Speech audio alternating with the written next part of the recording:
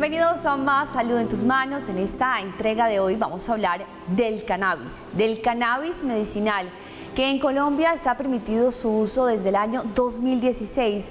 Vamos a entender por qué esta planta es una alternativa, particularmente para pacientes con dolores crónicos, quienes sufren de convulsiones, quizá tienen cáncer, entre otras enfermedades. Entender realmente cómo puede actuar esta nueva posibilidad, que además no solo ofrece la naturaleza, sino la tecnología. La invitación también es para que ustedes nos acompañen constantemente con sus comentarios a través de las redes sociales. Hacemos publicaciones en nuestra cuenta de Instagram, @redmastv. Ahí encuentran Más Salud en tus Manos, pero que revivan también nuestros programas en nuestro canal de YouTube, porque los pueden tomar a manera de consulta. Hoy entonces, en Más Salud en tus Manos, queremos entender un poco más sobre el uso del cannabis, cuál realmente es la recomendación especial para quienes tienen esa inquietud de poder acceder a este tipo de tratamiento con el cannabis medicinal.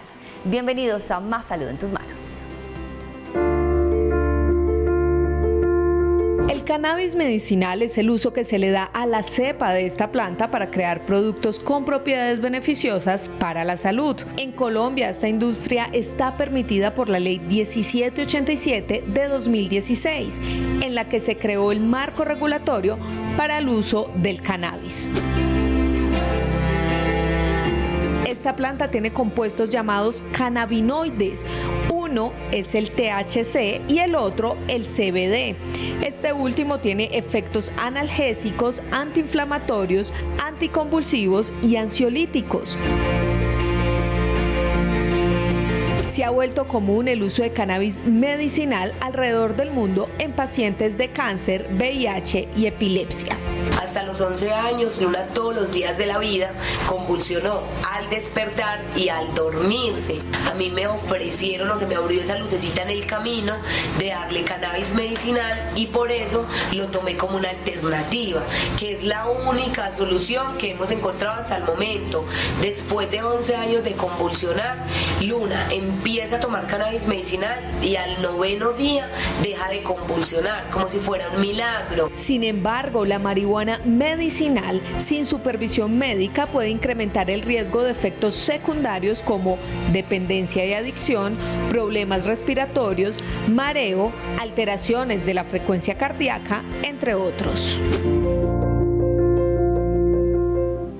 Y como siempre en este espacio nos acompañamos de un experto, nuestro invitado, el encargado de resolvernos las dudas, las inquietudes y orientarnos de manera correcta en cada uno de los temas. En esta ocasión sobre el cannabis medicinal nos acompaña Guillermo Moreno Sanz. Él es el director científico de Karen Life Sciences, a quien le damos la bienvenida. Doctora, empecemos a hablar sobre lo que es realmente. Ya teníamos una introducción del cannabis medicinal, pero poco a poco hemos visto que se ha popularizado. Entendamos inicialmente el uso de esta planta. Hola, ¿cómo estás? Bueno, un saludo. Y sí, la verdad es que el cannabis no deja de ser una planta medicinal. Es una de las plantas más antiguas que el hombre ha explotado con distintos usos. Sabemos que ha habido usos industriales de esta planta para la producción de tejidos, para la producción de alimentos, como es el caso del uso de la semilla para la producción de aceite. Y después sabemos que muchas civilizaciones han utilizado el cannabis sativa como fuente de medicinas. Y de hecho, hasta el siglo XIX, en muchas farmacopeas en todo el mundo, la farmacopea británica, la farmacopea de Estados Unidos, aparecían los preparados de cannabis medicinal como medicinas eficaces para tratar ciertas dolencias, ¿no? Entonces, digamos que a principios del siglo XX, alrededor de 1936, 1940, comienza una ola de ilegalización de este cultivo y, por tanto, se abandona, sale los preparados de cannabis de las farmacopeas internacionales y se abandona su uso medicinal en favor, pues, de otro tipo de medicamentos que se empiezan a desarrollar y a producir industrialmente en ese momento, ¿no? Sin embargo, estamos viviendo ciertamente un renacimiento en cuanto al conocimiento que tenemos acerca de los compuestos químicos con valor terapéutico que posee esta planta, y de igual manera estamos empezando a entender mejor cuál es la diana fisiológica, el sistema endocannabinoide sobre el que estas moléculas actúan en el organismo, y esto nos permite racionalizar un poco mejor la manera en la que lo podemos usar, para qué indicaciones puede ser más efectivo y qué efectos secundarios o qué interacción con otros medicamentos podemos esperar para así educar mejor y poder proveer de evidencia a los médicos que sean los que prescriban estos productos para garantizar pues, la seguridad y la mayor eficacia posible para sus pacientes. Claro, interesante además e importante tener en cuenta ese contexto histórico porque claro, con este renacimiento casi que estamos viendo un boom por el uso del cannabis, pero no es tan ligero como se debe de tomar esta información. Hablemos de esos pacientes, particularmente quienes se pueden beneficiar con un tratamiento supervisado con el uso del cannabis medicinal. Sí, mira, en realidad existen medicamentos autorizados por distintas agencias del medicamento internacionales.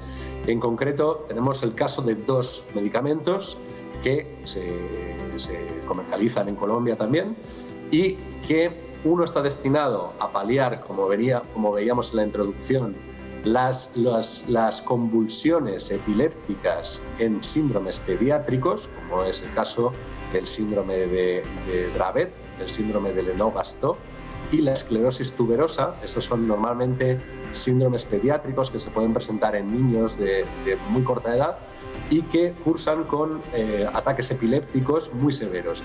Y la característica que tienen estos síndromes es que normalmente esta epilepsia es refractaria. ¿Qué quiere decir?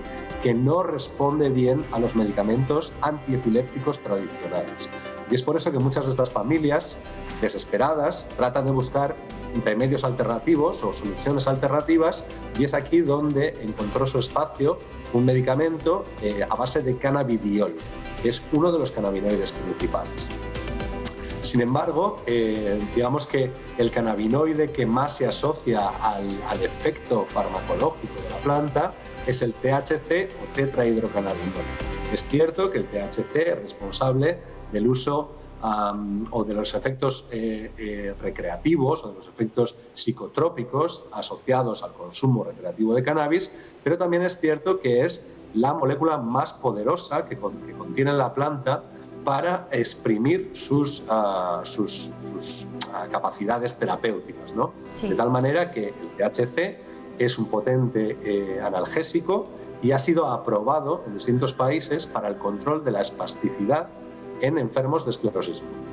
Por tanto, podemos decir que dentro de los pacientes que se pueden beneficiar de un tratamiento con cannabis medicinal tenemos, por supuesto, pacientes de epilepsia pediátrica, de los síndromes que hemos comentado, pacientes de esclerosis múltiple, después pacientes que sufran de náusea y vómitos asociados a quimioterapia, también van a beneficiarse de los efectos del THC, al igual que aquellos pacientes de enfermedades crónicas que sufran lo que llamamos un síndrome caquéctico, que son estos pacientes de VIH o pacientes de cáncer que pierden el apetito, dejan de comer, sufren una pérdida crónica de peso. Entonces, el cannabis el THC en concreto, puede beneficiar el estado de ánimo y la ingesta de alimentos. Y de manera muy clara también, en los últimos años hemos visto cómo la mayor parte de los pacientes que se acercan al cannabis medicinal lo hacen también para controlar síntomas de dolor crónico. Perfecto. Perdona, dime. Sí, doctor, que tengo que interrumpirlo porque tenemos una pausa comercial, pero aquí ya estaba tomando nota para quiénes son los pacientes. Convulsiones epilépticas, esclerosis múltiple, náuseas y vómito por cuenta de la quimioterapia y quienes tienen algunas situaciones particulares con el padecimiento de cáncer y VIH. Hasta ahí podemos tener la lista de los pacientes aptos para el uso de cannabis medicinal, ¿cierto? Esclerosis múltiple y dolor crónico. Y dolor crónico. Vamos a una pausa y ya continuamos también entendiendo cuáles son los efectos secundarios, porque el cannabis medicinal, como lo ha dicho el testimonio que presentamos hace unos minutos, parece casi que milagroso. Ya seguimos.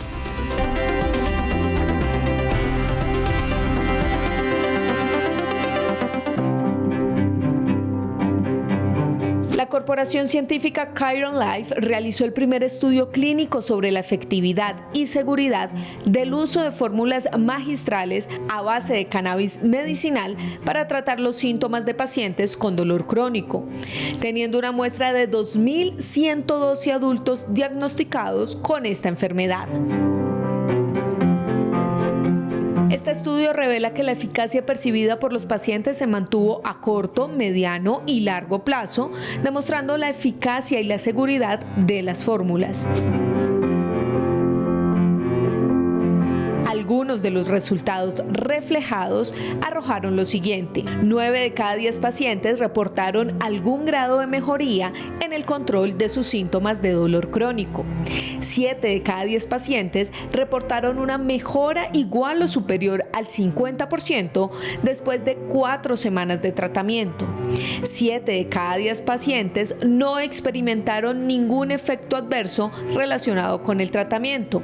Los efectos secundarios fueron leves y transitorios.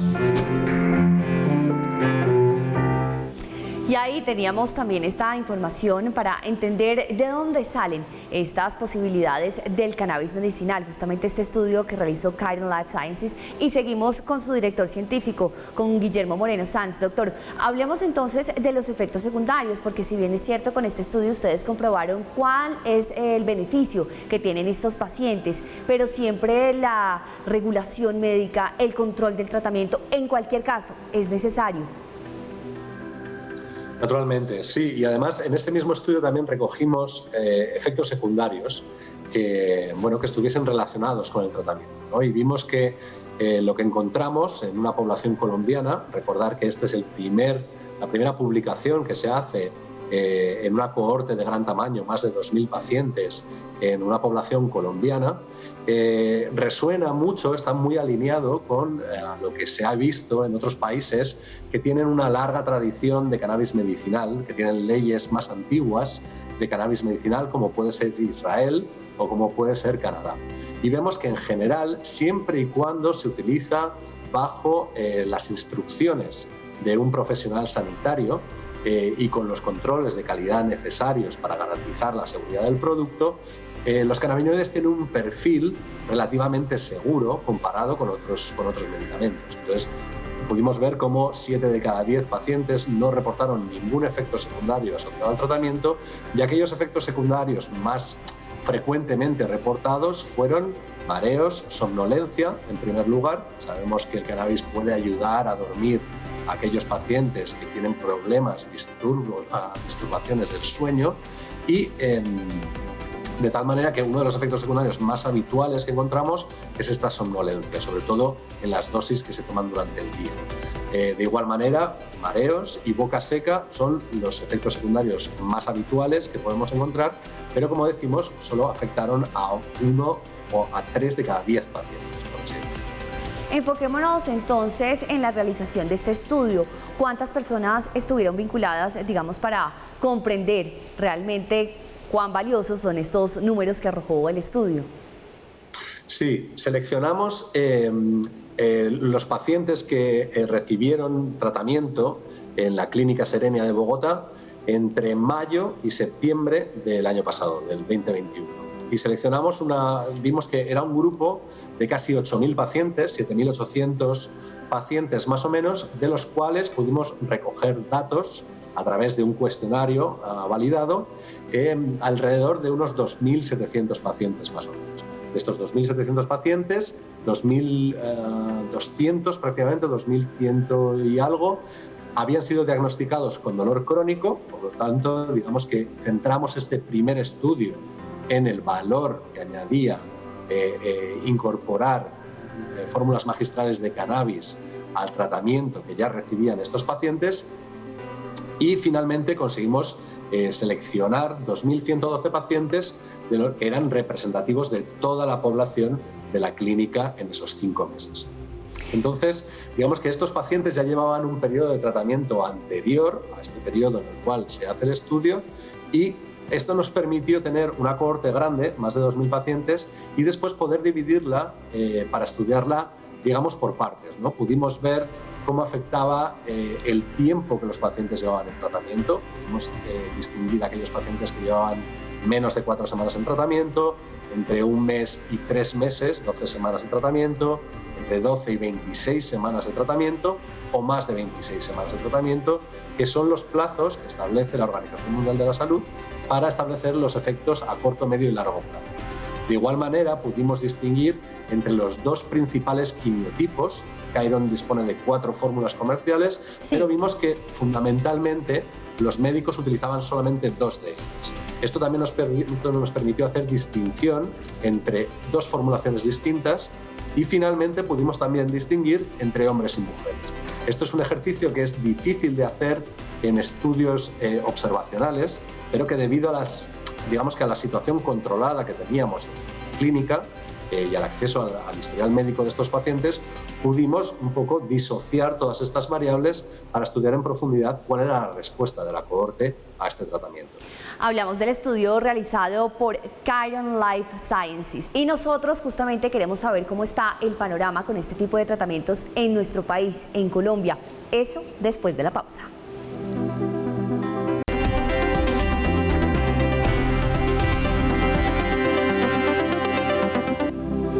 Continuamos en Más Salud en tus Manos. Hoy el protagonista del programa es el cannabis medicinal y ya hemos tenido un recorrido casi que histórico entendiendo cuál es la trascendencia de este tipo de medicamentos, pero sobre todo la importancia y para qué pacientes funciona.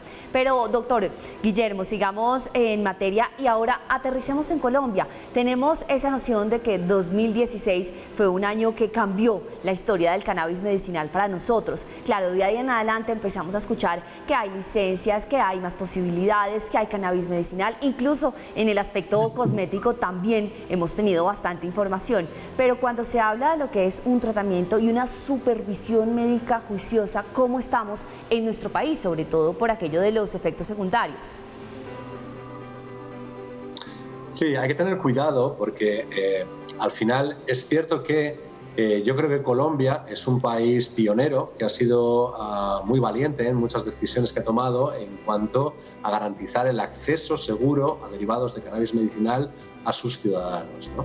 Pero también hay que tener en cuenta, bueno, pues que hay mucha información, hay mucho interés económico que puede afectar un poco a, digamos, los productos que uno puede encontrar en el mercado, a pesar de que el INVIMA es el ente regulatorio que es el que ha de marcar las pautas y distinguir aquellos productos que tienen certificación oficial de este organismo y que por tanto han cumplido con unos controles de calidad muy estrictos, de tal manera que no representan que son fármacos, son medicamentos y no representan un peligro para la salud pública, como pueden ser algunos preparados tradicionales o artesanales que se pueden comercializar en internet o que se pueden comprar en mercadillos o así. Hay siempre que distinguir. Hablamos de cannabis medicinal, pero hablamos de fórmulas magistrales registradas y preparadas por laboratorios farmacéuticos que cuentan con todas las garantías y con todas las certificaciones de buenas prácticas de fabricación farmacéutica.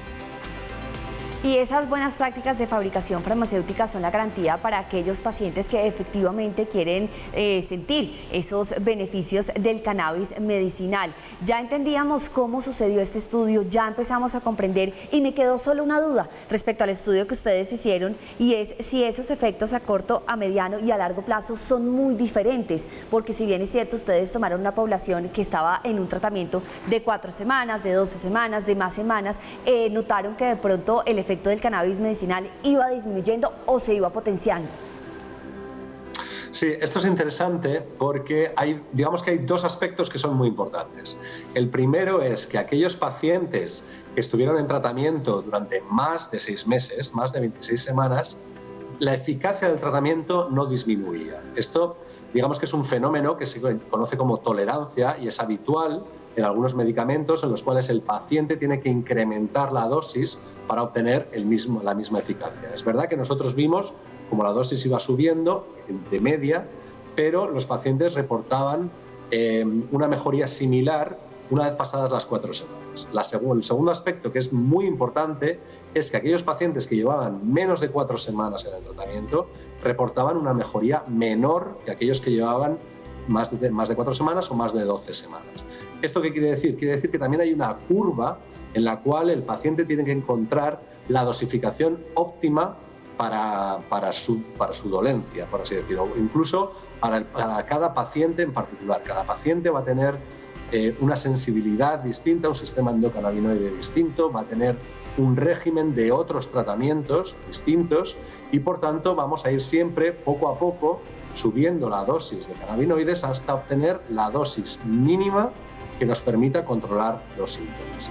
Esto es muy importante tanto para el prescriptor como para el paciente, entender que este periodo de 4 semanas, digamos, ha de servir de exploración para encontrar esta forma idónea de tratamiento para cada persona y que no siempre vamos a intentar estar en el lado más seguro, ¿no? Empezar con unas dosis bajas y subir muy despacio para evitar que aparezca ningún efecto secundario que desanime al paciente a continuar el tratamiento, pero a la vez que el paciente perciba la eficacia lo suficientemente rápido para que también la falta de eficacia no le desanime. Entonces, lo que nos indica este estudio es que 4 semanas de media parece ser el tiempo necesario para que un paciente desarrolle la potencialidad de su tratamiento. Por tanto, antes de la primera visita de seguimiento, que normalmente se establece al mes, a las 4 semanas, y en la cual el médico y el paciente pueden ver cómo ha ido este proceso de iniciación al tratamiento, es cuando los pacientes comienzan a reportar los mayores beneficios. Por tanto, hay que tener paciencia, hay que cumplir estrictamente con el protocolo de dosificación que el médico le va a entregar y, sobre todo, no abandonar el tratamiento antes de las 4 semanas. Perfecto, entonces esa aclaración también con la dosificación adecuada, que el médico tratante es quien la designa. Pues muchísimas gracias. Hablamos con Guillermo Moreno Sanz, director científico de Khiron Life Sciences. Gracias por acompañarnos y compartir este estudio aquí en Más Salud en tus Manos. Muchas gracias, ha sido un placer. Y nosotros continuamos en Más Salud justamente para que ustedes se enteren de lo más destacado de las noticias en este tema después de la pausa.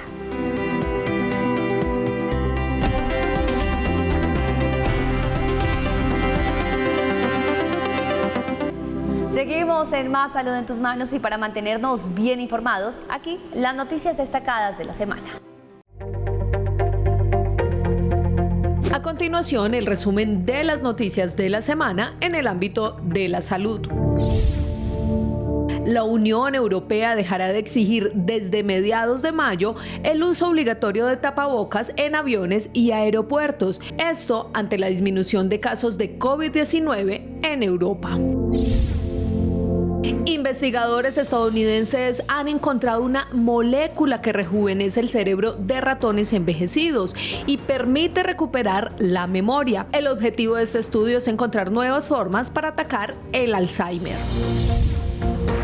El Ministerio de Salud y Protección Social de Colombia autorizó la segunda dosis de refuerzo contra el COVID-19 para todas las personas mayores de 50 años. La Corte Constitucional de Colombia despenalizó el suicidio médicamente asistido como procedimiento para acceder a la muerte digna. En este caso, es el mismo paciente quien puede acabar con su vida bajo los requisitos de una enfermedad grave o incurable o cuando el paciente padezca de intensos dolores físicos o psíquicos que no le permitan tener una vida digna. Gracias por acompañarnos en esta nueva entrega de Más Salud en tus Manos. Hoy el tema central, el cannabis medicinal, contexto histórico, para qué pacientes es adecuado y por supuesto cómo funciona el acceso seguro para que ustedes realmente noten los resultados. Gracias por acompañarme.